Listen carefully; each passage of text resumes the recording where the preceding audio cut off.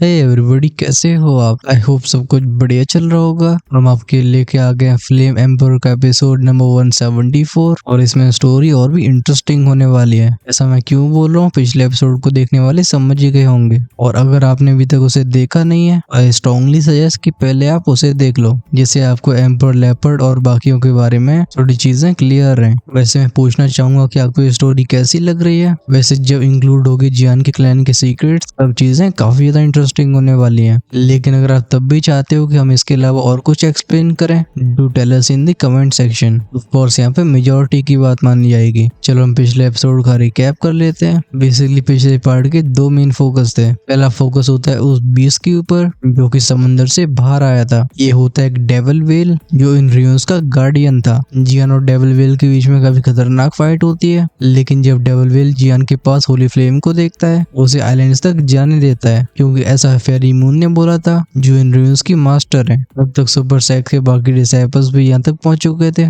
और इन सभी को भी तैरना पड़ता है। दूसरी तरफ जियान की टोली हीरो के रियोन की हेल्प से एक उड़ने वाले बीस्ट को समन करती है। ये बीस्ट इन्हें आइलैंड के अंदर लेके जाता है। हमें मालूम पड़ता है कि ये गए हैं मूनलाइट आइलैंड में और इसके 3 गार्डियंस हैं। फिर जियान किस तरीके से मूनलाइट आइलैंड के पहले गार्डियन से मिला था, जो होता है हेट ओल्ड मॉन्स्टर। आप उसकी डिटेल्स जानने के लिए देख सकते हो पिछले पार्ट को। जियान और उस हेट ओल्ड मॉन्स्टर के बीच में एक डील साइन होती है। जब जियान उसके लिए ट्रांसमिशन पिल को रिफाइन करेगा और एम्पर लेपर्ड को थोड़ी देर के लिए सप्रेस करेगा, तो बदले में हेट ओल्ड मॉन्स्टर सिर्फ जियान को इन रियोस के बारे में नहीं बताएगा, बल्कि वो ये भी बताएगा कि आखिर सिक्स्ट्रा दोदी के पीक तक पहुंचने के बाद भी जियान के पास कोई लाइफ फोर्स क्यों नहीं है। सो चलो करते यहाँ से एपिसोड की शुरुआत। इस पर्पल बेम्बू फॉरेस्ट में गूंजी थी जियान की आवाज। जियान कहता है डील। जैसे ही हेट ओल्ड मॉन्स्टर ने जियान की बॉडी की लाइफ फोर्स के बारे में बोला था, वो एक्सपेक्ट कर रहा था कि जियान उसकी बात मान लेगा, और जब ऐसा ही होता है तो वो अपनी चेहरे की स्माइल को छिपा नहीं पाता। अभी जियान के दिल में काफी कॉम्प्लिकेटेड फीलिंग्स होती हैं। वो इस हेट ओल्ड मॉन्स्टर से और भी चीजें हासिल करना चाहता था, लेकिन उसने सोचा नहीं था कि हेट ओल्ड मॉन्स्टर उसकी कमजोरी को सेंस कर लेगा। सिक्स्ट्रा दोदी के पीक तक पहुंचने के बाद उसे कहीं न कहीं चीजों की चिंता होने लगी होती है। आखिरकार कल्टिवेटर्स जैसी सिक्स्ट्रा दोदी ब्रेक थ्रू करते हैं, उनके अंदर लाइफ फोर्स डेवलप हो जाती है, और ये लाइफ फोर्स की पावर दोनों ओरिजिन ची और एम्पर ची को सरपास करती है। दोदी कॉन्टिनेंट में उसके शरीर में यात्रा द्विकी थी, लेकिन जब वो दोदी कॉन्टिनेंट में पहुंचा तो उसकी द्विकी ट्रांसफॉर्म होने लगी ओरिजिन ची में, जिसे एम्पर ची भी बोला जाता है। लेकिन अब समय आ चुका है जब उसकी पावर इवॉल्व हो। जैसा कि वो जियान के थॉट्स को पढ़ पा रहा हो, वो ओल्ड मॉन्स्टर स्माइल के साथ बोलता है, ही तुम्हें इतना सरप्राइज दिखने की जरूरत नहीं है, मैं अपने शब्दों में कॉन्फिडेंट हूँ। वैसे तुम्हारी सिचुएशन बहुत ज्यादा यूनिक है। अगर मुझे इन रियून्स के अंदर कुछ चीजों के बारे में मालूम नहीं पड़ा होता तो शायद मैं तुम्हारी कोई हेल्प नहीं कर पाता, लेकिन अब मेरे पास इसका एक सॉल्यूशन मौजूद है। वो कहता है, लेकिन इससे पहले इस मामले को रिजॉल्व किया जाए तुम्हें मेरी हेल्प करनी होगी। जियान जानता था कि आगे की जानकारी के ओल्ड मॉन्स्टर जानबूझ के रोक के रख रहा है, लेकिन दुनिया के उसूल कुछ ऐसे ही होते हैं। वो एक स्माइल के साथ बोलता है, चलो आगे बढ़ा जाए। हम इस परेशानी से जितनी जल्दी डील करते हैं उतनी जल्दी हम वापस लौट पाएंगे। ये कह के वो मुड़ा था म्यूइंग की तरफ। जियान कहता है, यिंग तुम यहीं पे रहो, मेरे आने तक तो लैंग फुयाओ का ध्यान रखना होगा। आगे आने वाले टास्क में कितने खतरे मिले हो सकते हैं म्यूइंग उसे सेंस कर पा रही थी। वो हल्के से नोड करती है। इसी के साथ जियान और वो हीट ओल्ड मॉन्स्टर इस पर्पल बेम्बू फॉरेस्ट की और भी गहराइयों में जाने लगे थे। साथ में चल रहा जियान पूछता है, सीनियर आप उस डीमन बीस्ट को कहाँ पे सप्रेस करके रख रहे हो? वो हीट ओल्ड मॉन्स्टर बोलता है, बांस के इस जंगल की गहराई में। ये जंगल बस दिखावे के लिए नहीं है, बल्कि इसका काम है उस बीस्ट को छिपा के रखना। बाकी के दोनों ओल्ड मॉन्स्टर्स को लगता है कि मैं बस यहाँ पे रह रहा हूँ, लेकिन वो नहीं जानते कि मैं यहाँ पे असल में क्रीचर को कैद किए हुए हूँ। बुड्ढे के चेहरे पे स्माइल आई थी। वो कहता है, एक बार मैं जैसे उस बीस्ट को डिवावर कर लेता हूँ, मेरे शरीर की चोटें सही हो जाएंगी। और उसके बाद इतना कह के वो खुद को सप्रेस करता है, लेकिन ऑफ कोर्स उसकी आंखों से एक्साइटमेंट छिपती नहीं है। जियान कहते हैं, सीनियर आप सच में काफी ज्यादा साहसी हो। इस कमेंट को वो ओल्ड मॉन्स्टर इग्नोर कर देता है। ये कुछ ही समय में बेम्बू फॉरेस्ट के एक पर्टिकुलर सेक्शन में पहुंचे थे। जियान को इस जगह से एक अलग ही फियर्स ऑरा फील होता है। उसकी इंस्टिंक्ट्स तुरंत ही अलर्ट मोड में आ जाती हैं। ओल्ड मॉन्स्टर कहता है, यहाँ पे है। जियान ने तुरंत ही कदम पीछे लिए थे। वो बेशर्मी के साथ बोलते, सीनियर क्योंकि आप बड़े हो आपको आगे चलना चाहिए। ये सुन के बुड्ढा जियान को घूरने लगता है, लेकिन क्योंकि उसे भी काम निकल पाना था, वो दांती मीस के एक बनाता है प्रोटेक्टिव बैरियर, जिसने जियान और उसे ढक लिया होता है। वो हेट ओल्ड मॉन्स्टर बोलता है, मुझसे और भी हेल्प को एक्सपेक्ट मत करना। मैंने शुरुआत में इन सभी जड़ी बूटियों को इसलिए उगाया था जिसे शेपिंग व्हील को रिफाइन करवा के मैं इसे एम्पर लेपर्ड के खिलाफ लालच लालच के रूप में इस्तेमाल कर सकूं। लेकिन वो बीस कुछ ज्यादा ही चालाक है, वो इन जड़ी बूटियों के चक्कर में नहीं आता। अब क्योंकि मेरे साथ तुम हो, लगता है मुझे इन छोटी मोटी ट्रिक्स पे रिलाई नहीं करना होगा। वो बुड्ढा भी चारों तरफ देख रहा था। वो साफ तौर पे नहीं चाहता था कि जियान के अलावा यहाँ और कोई मौजूद हो, क्योंकि वो उसके प्लान को खराब कर सकता है। फाइनली वो ओल्ड मॉन्स्टर गहरी सांस लेके अपने हाथ को घुमाता है। वो कहता है लेट्स गो। सुनाई देती क्रैशिंग आवाजें, सामने का जंगल फटने लगा था। बीच में से बांस के पेड़ फिर से हटते हैं। नीचे हमें एक गुफा सी दिखाई देती है। इस अंडरग्राउंड केव को देख के जियान की आंखें चमकने लगी थी। वो कहता है इम्प्रेसिव। जियान देख पा रहा था कि अंडरग्राउंड केव काफी अच्छे से बनाई गई है। जियान के चेहरे को पढ़ के ओल्ड मॉन्स्टर बोलता है तुम्हें अभी से अमेज फील करने की जरूरत नहीं है, असली सरप्राइज तो आगे छिपा हुआ है। ये सुन के जियान थोड़ा हेस्टेट करता है, लेकिन कुछ सोचने के बाद फिर से ओल्ड मॉन्स्टर के पीछे जाने लगा था। ऑफ कोर्स उसने पीछे जंगल पे छोड़ी होती अपनी सोल फोर्स, जिससे अगर जरूरत पड़े तो म्यूइंग उसे ढूंढ पाए। जैसे दोनों अंडरग्राउंड केव में अंदर गए होते हैं, वो बांस के पेड़ इस जमीन को फिर से ढक लेते हैं। तो कोई दूसरे देखने वाला कह नहीं सकता था कि यहाँ कोई और चीज भी मौजूद होगी। कुछ समय तक चलने के बाद जियान के सामने एक खुली जगह आई थी। इस जगह को देख के जियान एकदम भौचक्का रह गया होता। ऐसा लगता है इस कैवर्न का एक अलग ही इकोसिस्टम हो। यहाँ कई पहाड़ियां मौजूद थी और जंगल काफी घना होता है। जियान को स्पीचलेस देख के ओल्ड मॉन्स्टर हंस के बोलते हा। जब मैं पहली बार उस एम्पर लेपर्ड से मिला था, उस बैटल में मैं लगभग अपनी जान गवा दी होती। अच्छी बात है कि मैं तब बच पाया। मैं तब से लगातार इस अंडरग्राउंड डोमेन को बना रहा हूँ। जियान सराउंडिंग्स को स्कैन करने के बाद पूछता है कहाँ पे है। ओल्ड मॉन्स्टर स्माइल करता है। वो एक ऊंची सी चोटी की तरफ इशारा करता है। जियान की नजरें जाती है उस डायरेक्शन में। इस छोटे से पहाड़ को हरी भरी घास ने ढक रखा था। फाइनली वो भेजता है अपनी स्पिरिचुअल स्ट्रेंथ और अगले पल जियान के एक्सप्रेशन चेंज होते हैं। जियान को हिल से एक डेंजरस ऑरा फील हुआ था। लगता है वहाँ पे जो एंटिटी मौजूद थी उसने सोल फ्लक्चुएशन को सेंस कर लिया था। तुरंत ही जमीन वाइब्रेट होती है और जियान के कान में थंडर की तरह एक रोर सुनाई देता है। इसके साथ आई थी एक तेज आवाज कहती डैम ह्यूमन, तेरी यहाँ पे आने की हिम्मत कैसे हुई। लगता है हेट ओल्ड मॉन्स्टर जब भी यहाँ आता होगा उसे लेपर्ड के ऐसे ही गुस्से का सामना करना पड़ता होगा। इस वजह से इस भयानक आवाज को सुनने के बाद भी वो हेट ओल्ड मॉन्स्टर बिल्कुल परेशान नहीं हुआ था। वो स्माइल के साथ बोलता है हे एम्पर लेपर्ड तुम इतने गुस्सा क्यों हो रहे हो, क्यों ना हम इसे शांति से सुलझाएं। बूम की आवाज के साथ एक टेरिफाइंग रिपल फैलती है। ये और हाउस एम्पर लेपर्ड का था। भले हेट ओल्ड मॉन्स्टर का प्रोटेक्टिव बैरियर से बचा रहा हो, तभी हम उसे खांसते हुए देखते हैं। जियान की खुद की एक्स्ट्रा दोदी पीक की स्ट्रेंथ इस पावर का सामना करने के लिए काफी नहीं थी। उस एम्पर लेपर्ड की नफरत से वही आवाज फिर से आती है। वो कहता है हेट ओल्ड मॉन्स्टर मैं तुझसे नफरत करता हूँ। अगर एम्पर इन बंदिशों से बाहर आ पाया तो मैं अपने दिल की आग को मिटाने के लिए तेरे 1000 टुकड़े कर दूंगा। फाइनली उस छोटे से पहाड़ के पीछे से हम एक जायंट क्रीचर को साइड में आते हुए देखते हैं। इस लेपर्ड की ट्रू फॉर्म को देख के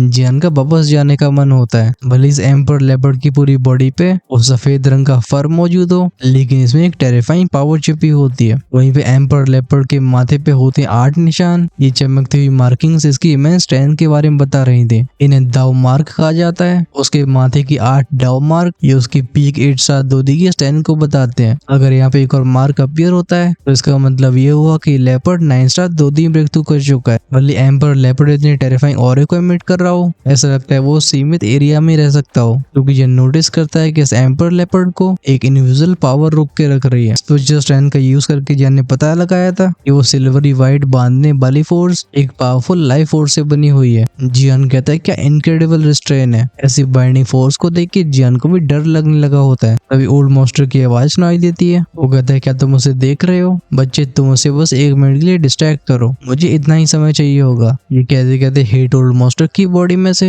एक पावरफुल ग्लो बाहर आने लगा था। ऐसा लगता है कुछ जरूरी करने जा रहा हो। वो एक अर्जेंसी से भरी आवाज में जियान से बोलता है अगर तुम ये कर पाते हो तो मैं तुम्हें वो सब बताऊंगा जैसे तुम अपनी बॉडी के अंदर लाइफ फोर्स ना होने की परेशानी को सॉल्व कर पाओगे। मैं तुम्हारी से ज्यादा कोई मदद नहीं कर सकता हूँ। अगर तुम अभी हेजिटेशन दिखाते हो तो मेरी क्रूरता को दोष मत देना। जियान डिटर्मिनेशन के साथ बोलते हैं मैं अपनी पूरी कोशिश करूंगा। तभी ओल्ड मॉन्स्टर को कुछ याद आता है। वो कहता है मैं एक चीज और क्लियर कर रहा हूँ, जिस लाइफ फोर्स ने उस लेपर्ड को बांध के रखा है वो मेरी लाइफ फोर्स है। इन रेस्ट्रेंस को बनाने के लिए मुझे बड़ा बलिदान देना पड़ा था। इस वजह से तुम इससे छेड़छाड़ी मत करना, क्योंकि तुम एक एल्केमिस्ट हो, तुम्हारे पास इसके ऊपर एक एडवांटेज है। ऑफ कोर्स ये तुम्हारी सोल पावर। ये सुन के जियान खुशी से भरी आवाज में कहते क्या सच में? ओल्ड मॉन्स्टर हम्प करके बोलते और क्या। सीन उस एम्पर लेपर्ड की तरफ गया था। उसकी वो लाल आंखें जो कि आग उगल रही होती है वो टिकी होती है हेट ओल्ड मॉन्स्टर के ऊपर। हालांकि वो एक बार जियान को भी देखता है, लेकिन उसकी आंखों में जियान कोई खतरा नहीं होता। आखिरकार 9 स्टार दोदी के इतने करीब पहुंचने के बाद जियान जैसा इंसान उसके लिए चींटी के बराबर था। वो एम्पर लेपर्ड गुर्रा के बोलता है, हेट ओल्ड मॉन्स्टर इतने साल गुजरने के बाद भी तू अब भी मुझे अपोज कर रहा है। क्या तुझे सच में ऐसा लगता है कि बच्चे जो कि 6 स्टार दोदी की स्ट्रेंथ को पोजेस करता है वो तेरी कोई हेल्प कर पाएगा? ये सुन के जियान मनी मन में कहता है, लगता है मुझे अंडर एस्टिमेट कर दिया गया है, लेकिन चलो ये भी अच्छी बात है। चुपचाप से जियान की स्पिरिचुअल स्ट्रेंथ उसके पैरों से होके नीचे फैलने लगी थी। इसकी इंटेंसिटी कम से कम होंगकॉन्ग डिवाइन एंगर लेवल की होती है। पास में खड़ा ओल्ड मॉन्स्टर ये सेंस कर लेता है। जियान को और भी समय देने के लिए हम उसे आगे बढ़ते हुए देखते हैं। अपने हाथ पे लाइफ फोर्स की गोली को इकट्ठा करके वो इसे लॉन्च कर देता है लेपर्ड की तरफ। अपनी तरफ स्पेस को चीरते हुए आ रहे इस अटैक को देख के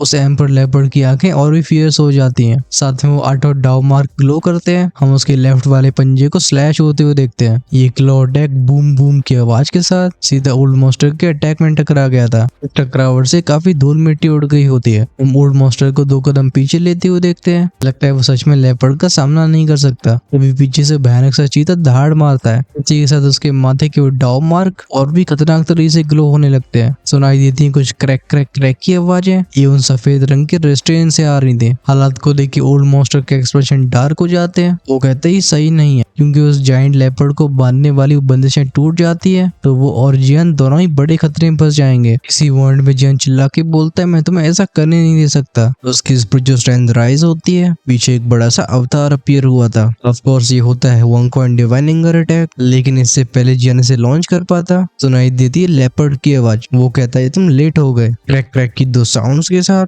एम्पर लेपर्ड के पैरों को जकड़ने वाले 4 रेस्ट्रेंट्स में से एक टूट गया था। एम्पर लेपर्ड की एक टंग फ्री हो जाती है। ये देख के हेट ओल्ड मॉन्स्टर का एक्सप्रेशन चेंज हो गए थे। उदासी में इसके बोलता है, डैम इट। उसने सोचा नहीं था कि अब तक एम्पर लेपर्ड ने इतनी टेरिफाइंग पावर को इकट्ठा कर लिया होगा। एम्पर लेपर्ड की पावर वैसे ही टेरिफाइंग होती है। एक मैजिकल बीस्ट होने की वजह से वो एक बराबर लेवल के इंसान से पावरफुल होता है। एम्पर लेपर्ड का वो सामने वाला पंजा स्विच की आवाज के साथ आसमान में उठा था। फिर ये टेरिफाइंग मोमेंटम को लेके बूम की आवाज के साथ जमीन से टकराता है। तुरंत ही जमीन कांपती है। नीचे से एक शार्प एनर्जी बाहर आई थी। ये टारगेट करती हेट ओल्ड मॉन्स्टर की लोकेशन को। अगर ये अटैक अपने टारगेट से टकराता तो सिचुएशन ड्रास्टिकली चेंज हो सकती थी, लेकिन जिस पल वो energy spike hate old monster के सामने होता है, जियान अपनी हैंड सीज को चेंज करके हाथ आगे बढ़ा देता है। हेट ओल्ड मॉन्स्टर के पीछे स्पेस पोर्टल खुला था और हम उसे उसमें गिरते हुए देखते हैं। जैसे हेट ओल्ड मॉन्स्टर गायब होता है, स्विच की आवाज के साथ हम उस स्पेस के चिथड़े उड़ते हुए देखते हैं। हेट ओल्ड मॉन्स्टर जो कि थोड़ी सी दूर पे टेलीपोर्ट कर दिया गया था, जियान उसकी तरफ देख के पूछता है, क्या तुम ठीक हो? हेट ओल्ड मॉन्स्टर के चेहरे पे सिर्फ पसीना मौजूद नहीं होता, बल्कि वो भारी चिंता में भी था। वो जियान से कहता है, मैं ठीक हूँ, लेकिन लगता है इस चीता को हराने में हमें काफी चुनौतियों का सामना करना पड़ेगा। वहीं पे अगर ये दूसरे पंजे को भी छुड़ा लेता है तो डेंजर और बढ़ जाएगा। लगता है अब तक जियान किसी आइडिया के बारे में सोच रहा था। वो फाइनली गहरी सांस लेके बोलता है, ठीक है, इसे तुम मेरे ऊपर छोड़ दो, मेरे पास एक प्लान है। हेट ओल्ड मॉन्स्टर बोलता है, क्या ये सच में काम कर सकता है? वो जानता था कि एक गलत कदम दोनों की बैंड बजा देगा।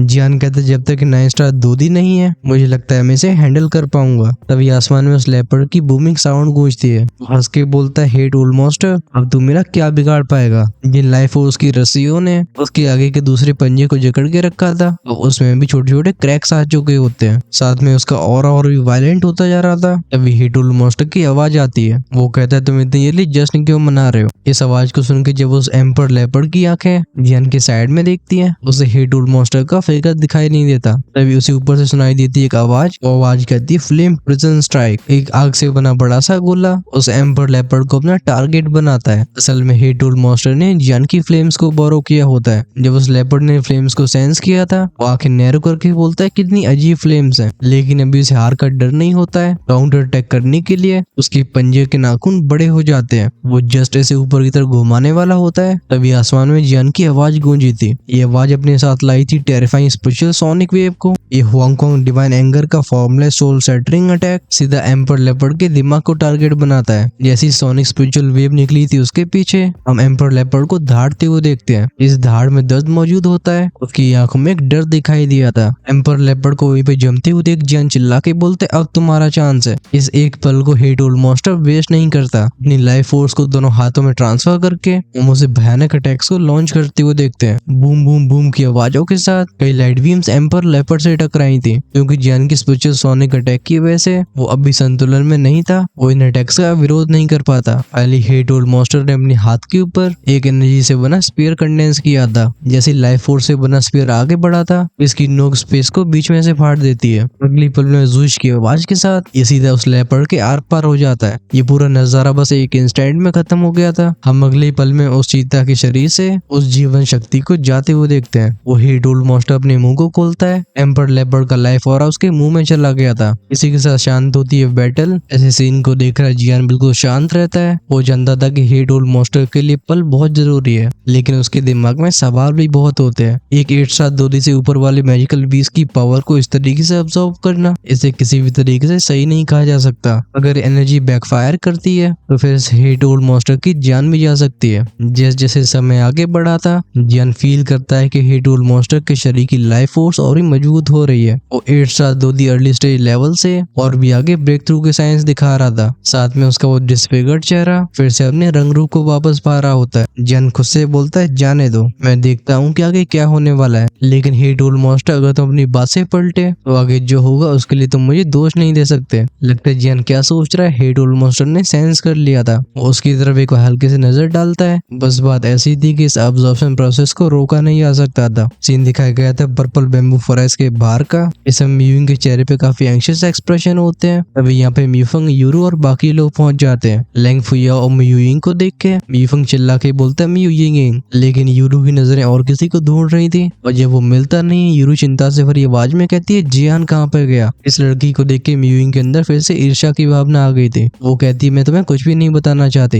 ये सुन के यूरू आग बबूला हो गई थी। इससे पहले इन दोनों लड़कियों के बीच में द्वंद्व युद्ध हो पाता, शूजी बीच में आके बोलती, यूरू काम डाउन, अभी इसका समय नहीं है। लगता है अब तक लेंग फुया भी जाग चुकी होती है। वो बताती है जियान और हीट ओल्ड मॉन्स्टर के बीच में एक डील हुई है। हीट ओल्ड मॉन्स्टर इस बेम्बू फॉरेस्ट में रहता है। ये सुन के यूरू शॉक हो गई थी। वो कहती, क्या सच में हीट ओल्ड मॉन्स्टर इस जंगल के अंदर रहता है? उसे रियून से पास होने वाली जानकारी याद आती है। उस जानकारी के हिसाब से पर्पल बेम्बू फॉरेस्ट ये हीट ओल्ड मॉन्स्टर के इलाके में से एक था, लेकिन ये उसका घर नहीं होता है। लगता है म्यूइंग की बोलने की इच्छा हो गई थी। वो कहती, हाँ ये जगह डेंजर से भरी हुई है। अच्छी बात है कि मेरे साथ जियान था और वो अपनी पावरफुल स्पिरिचुअल स्ट्रेंथ का इस्तेमाल करके लेंग फुया को ढूंढ के यहाँ तक पहुंच गया। चिंगशिन पूछती है, जियान और उस हीट ओल्ड मॉन्स्टर के बीच में आखिर क्या बात हुई है? इसका उत्तर लेंग फुया और म्यूइंग दोनों साथ में देते हैं। वो कहते हैं, हमें नहीं पता। म्यूइंग कहती है, अभी के लिए हमें उसका बस इंतजार करना चाहिए। इस पे मीफंग भी एग्री करता है। आखिरकार ये पर्पल बेम्बू फॉरेस्ट ये उसे काफी खतरे की वाइब्स दे रहा था। शूजी कहती है, चौकन न रहना, मैंने हाल ही में इस मूनलाइट आइलैंड के अंदर कई पावरफुल प्रेजेंसेस को फील किया है। मुझे लगता है बाकी सुपर सेक्रेट डिसेबल्स होंगे। इन शब्दों को सुन के ग्रुप फिर से टेंस हो गया था। अगर शूची, जो कि एक 7 स्टार दूसरी लेवल की पावर हाउस है, उसे भी अगर प्रेशर फील हो रहा है तो फिर बाकियों के लिए चिंता की बात थी। मीफंग कहता है, तो वो एंटर कर गए। शूची बोलती, हाँ, भले रियून्स में आने वाला गेट काफी मजबूत हो, लेकिन इतने सारे समय के गुजर जाने के बाद इसकी स्ट्रेंथ भी कम हो चुकी होगी। वो उन्हें लंबे समय तक रोक नहीं पाया होगा। इस मूनलाइट आइलैंड में आने से पहले मैंने भी कुछ सेंस किया था। यूरू कहती, क्या सेंस किया था? शूची, जिसका एक्सप्रेशन काफी ग्रेव था, वो कहती, मैंने ऊपर से कुछ ब्लैक फिगर्स को देखा था। उनकी स्पीड को देखते हुए ये मूनलाइट आइलैंड या जेड रैबिट आइलैंड अब तक पहुंच चुके होंगे। चिंगशिन कहती है, यहाँ से कंपटीशन काफी इंटेंस हो जाएगा। इस पे यूरू की सीनियर सिस्टर सूची ने नोट किया था। वो कहती है, ये रियून्स, इसमें जोन सेंटिन के सारे सेक्स के टॉप डिसेबल्स आए हैं और ये आने वाले सेक्स कंपटीशन से पहले हम सबका इम्तिहान है। सीन वापस उस जगह का दिखाया जाता है जहाँ हीट ओल्ड मॉन्स्टर जियान मौजूद होते हैं। तब तक कई घंटों का समय गुजर चुका था। जियान ने भी फाइनली अपनी आंखें खोल ली थी। जब वो हीट ओल्ड मॉन्स्टर को देखता है, वो पाता है कि इस बुड्ढे में बड़े बदलाव हो रहे हैं। वो पाता है कि हीट ओल्ड मॉन्स्टर की स्ट्रेंथ, जो कि पहले 8 स्टार दूधी के अर्ली स्टेज पे रुकी हुई थी, वो फाइनली मिड स्टेज तक जा चुकी है और उसके चेहरे पे फिर से जान वापस आ चुकी थी। जियान कहता लगता है उस एम्पर लेपर्ड को इस बुड्ढे ने पूरी तरह से डिवावर कर लिया है, क्योंकि अब इसकी स्ट्रेंथ भी बढ़ चुकी है। मुझे इससे और भी सतर्क रहने की आवश्यकता है। जब जियान इन ख्यालों में खोया हुआ था, अचानक से उस बुड्ढे की आंखें खुलती हैं। दोनों की नजरें मिली थी। वो हीट ओल्ड मॉन्स्टर तेजी से हंसने लगता है। जियान को देख के उसकी आंखों में कई प्लान्स चल रहे होते हैं। वो मन ही मन में कहता है, इस लड़के की सोल पावर सच में टेरिफाइंग है, और क्योंकि इतनी कम उम्र में एक सेकंड ग्रेड का एल्केमिस्ट बन चुका है, अगर मैं इसे मित्रता कर लेता हूँ तो भविष्य में ये मेरे लिए बहुत फायदेमंद हो सकता है। चलो, मैं इसे और प्रोवोक नहीं करूंगा। वहाँ में ऐसी शांति कुछ समय तक ही बनी रहती है। फाइनली जियान अपना मुंह खोलता है। वो कहता है, ओल्ड हीट, तुम्हारा काम पूरा हो गया। ये सुन के हीट ओल्ड मॉन्स्टर के चेहरे पे स्माइल आ गई थी। हंस के बोलता है, ही डोंट वरी, जो तुम्हें जानना है मैं वो सब बताऊंगा। फाइनली जियान भी एक्साइटेड हो जाता है। सीन जाता है हीटेड ओल्ड मॉन्स्टर की तरफ। उसके एक्सप्रेशन सीरियस हो गए थे। वो कहता है, चलो शुरू करते हैं, तुम्हारे शरीर की लाइफ फोर्स है।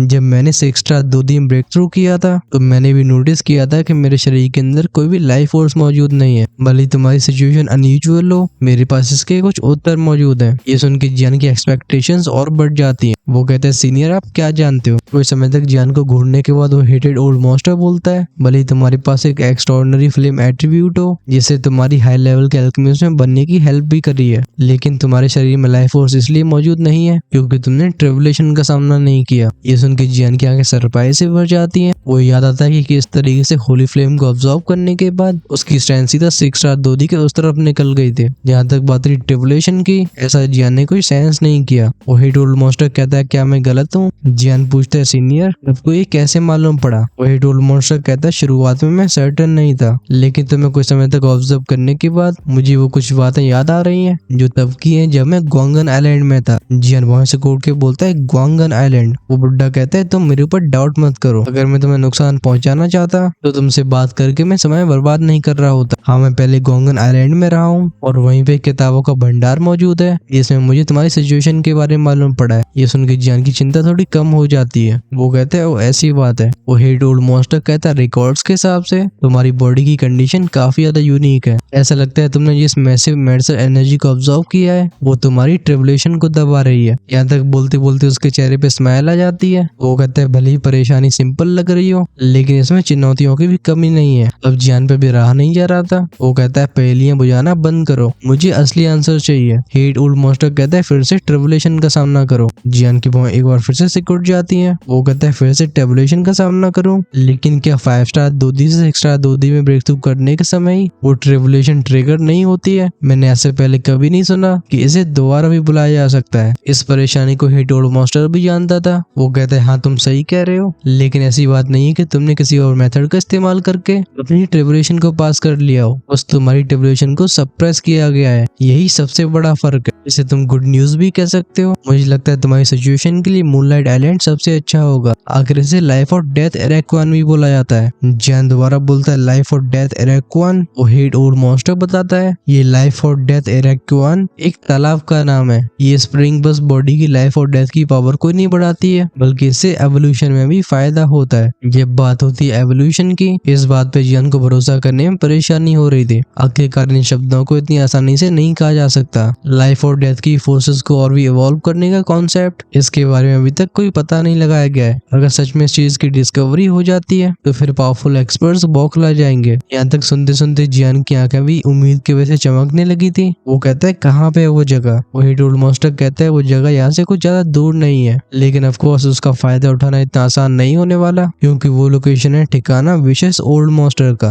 विशेष ओल्ड मॉन्स्टर के नाम को सुन के जियान की आंखें डार्क हो जाती हैं। हेड ओल्ड मॉन्स्टर कहता है एग्जैक्टली, तुम ये मत सोचो कि मैं तुमसे मजाक कर रहा हूँ, भले मैं शुरुआत में खुद को इस आइलैंड का बॉस बुला रहा हूँ, तभी अफसोस के साथ मुझे कहना पड़ेगा कि मैं उस विशेष ओल्ड मॉन्स्टर का सामना नहीं कर सकता हूँ। ये सुन के जियान के एक्सप्रेशन थोड़े से अगली हो गए थे। वो कहते लगता है चीजें यहाँ पेचीदा हो गई हैं, लेकिन क्योंकि जियान को अपने शरीर में उस लाइफ फोर्स एनर्जी को डेवलप करना था, इस काम से वो बच नहीं सकता है। जियान के दिमाग में तभी एक आइडिया आता है। वो पूछते सीनियर क्या आप और रिजेंटफुल ओल्ड मॉन्स्टर मिलके भी उसे हरा नहीं सकते हो? ये सुन के वो बुड्ढा साय करता है। वो कहता है इस आइलैंड के तीनों गार्डियंस में मैं सबसे कमजोर हूँ, लेकिन क्योंकि अब मैंने एम्पर लेपर्ड को डिवावर करके अपनी 8 स्टार दोदी मिड स्टेज की स्ट्रेंथ को रिकवर कर लिया है, मुझे लगता है मैं उस रिजेंटमेंट ओल्ड मॉन्स्टर को हरा सकता हूँ। लेकिन ये सब होने के बाद भी मेरे लिए विशेष ओल्ड मॉन्स्टर को हराना ये इम्पॉसिबल के करीब होगा। इन बातों को सुन के जियान के चेहरे पे भी हेजिटेशन अपीयर होने लगी थी। वो पूछता है इस विशेष ओल्ड मॉन्स्टर की स्ट्रेंथ कैसी है? क्या वो 9 स्टार दोदी लेवल तक पहुंच चुका है? अगर विशेष ओल्ड मॉन्स्टर सच में 9 स्टार दोदी ब्रेक थ्रू कर चुका होगा तो जियान को ऐसे मॉन्स्टर से दूर रहने की कोशिश करनी चाहिए। जियान के चेहरे पे ऐसे सवाल से भरे हावभाव को देख के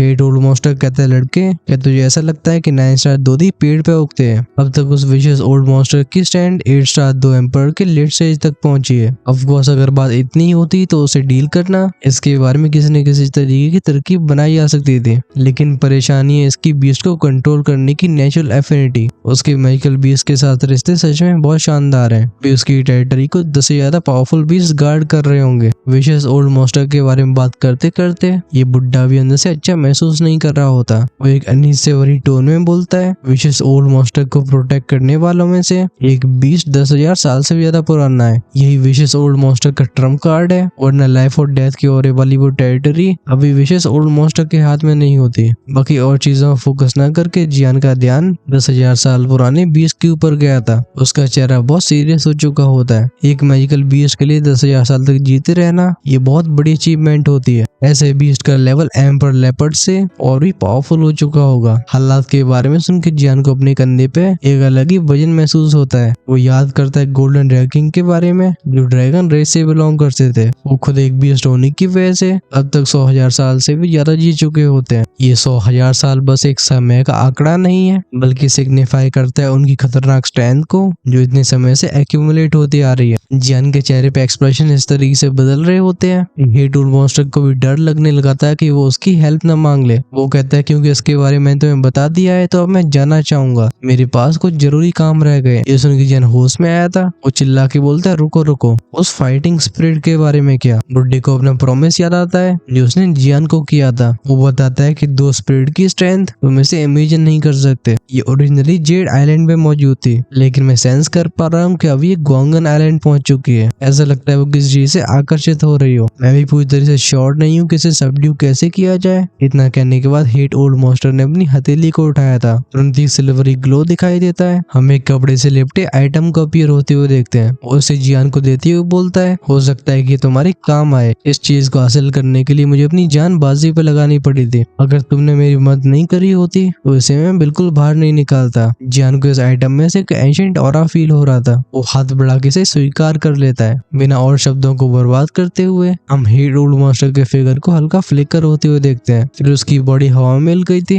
नजारा वापस बेम्बू फॉरेस्ट के बाहर जाता है। लैंग फुयो जो कि एंग्शियस एक्सप्रेशन के साथ 2-4 पेड़ों के चक्कर काट रही होती है। वो कहती, जियान अब तक वापस क्यों नहीं आया? क्या हम अंदर चेक करने के लिए जाए? जब उसने सुना था कि किस तरीके से जियान उसे ढूंढने के लिए इस पर्पल बेम्बू फॉरेस्ट के खतरे को भी इग्नोर कर देता है, तो लैंग फुयाओ का जियान के प्रति बर्ताव ड्रास्टिकली चेंज हो चुका था। चिंगशिंग कहती, फुयाओ तुम जल्दबाजी मत करो। जियान के पास ट्रम्प कार्ड्स की कमी नहीं है। वहीं पे अगर हम अंदर जाने की कोशिश करते हैं हो सकता है हम उसके लिए परेशानी और बढ़ा दें। ये सुनने के बाद भी लैंग फुयाओ की चिंता कम नहीं हुई होती। जियान के बारे में से चिंता करके मियुइंग की साथ ही बन गई थी। मियुइंग स्माइल के साथ कहती है, डोंट वरी, मुझे लगता है जियान सही होगा। अब तक मियुइंग ने जियान के साथ इतनी लाइफ और डेथ सिचुएशन का सामना कर लिया होता है कि उसे जियान के ऊपर एक नेचुरल ट्रस्ट डेवलप हो गया होता है। हमें जगह दिखाई जाती है, इस जगह से थोड़ी सी दूर की झाड़ियों के पीछे दो पतले पतले फिगर्स मौजूद होते हैं। उनमें से एक फिगर बोलता है, यंग मास्टर उधर देखो। जब उस यंग मास्टर की नजरें सामने की तरफ गई थी उनमें तुरंत ही एक अजीब लाइट फ्लैश होती है। वो कहता है, क्या खूबसूरत लड़कियां हैं। ये सुन के इस बंदे का चमचा तुरंत ही चापलूसी करने लगा था। वो कहता है, यंग मास्टर, ऐसी ब्यूटीफुल वुमन तो बस आपकी वर्दी हो सकती है, आप इन्हें सच में डिजर्व करते हो।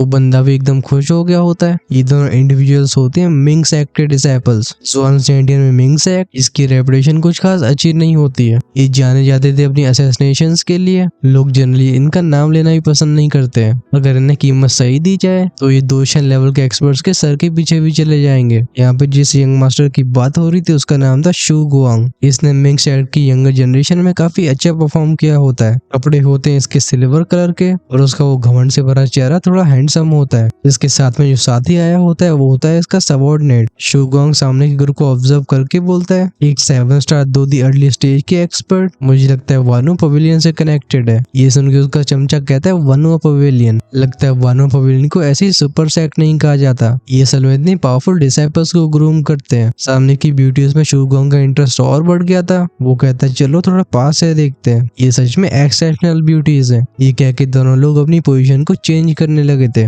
ऑफ कोर्स यहाँ पे किस ग्रुप की बात हो रही है ये तो बताने की भी जरूरत नहीं है, बस आज हमें रीजन मिल गया है और नेक्स्ट एपिसोड इसी फोकस करेगा। फिर हम मिल रहे होंगे एस्ट्रोलॉजी वैली के लोगों से। अगर आप भी उस सीन के लिए एक्साइटेड हो तो फटाफट से कमेंट्स में लिख के बताओ। चैनल पे नए आ रहे तो फटाफट से नीचे दिए गए रेड बटन को दबाओ, जैसे आने वाली वीडियो सबसे पहले आपके पास पहुंचे। और अगर आपसे अपनी एक्साइटमेंट संभाली नहीं जा रही है तो ज्वाइन कर सकते हो चैनल की मेंबरशिप को। ऐसा करने से आपको शाम को ही आने वाला एपिसोड देखने को मिल जाएगा। वहीं पे आप इमोर्टल एम्पर लेवल या उससे ऊपर वाले मेंबर बनते हो तो आप हमेशा 2 एपिसोड आगे रहोगे। Choice is yours. ज्वाइन का बटन सब्सक्राइब के साइड में मिलेगा और ये मिलेगा चैनल के होम पेज पे। ठीक है, हम वीडियो को यहीं पे क्लोज करते हैं। अपना ध्यान रखो। Tata bye bye.